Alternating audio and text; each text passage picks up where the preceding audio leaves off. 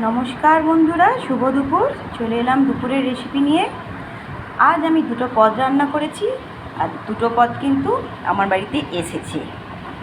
আমি যে দুটো পদ রান্না করেছি একটু দেখিয়ে দিই তোমাদের।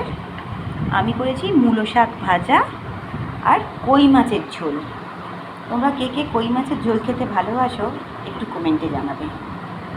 কাঁচকলা, পেঁপে, ডাঁটা, আলু, ঝিঙে দিয়ে কই মাছের পাতলা ঝোল।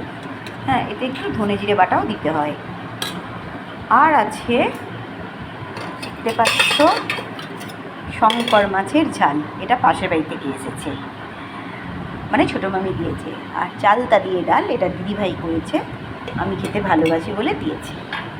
তার সাথে আছে গরম ভাত। এই হলো আমার আজকের রেসিপি। ভালো লাগলে অবশ্যই লাইক, কমেন্ট, শেয়ার করবে।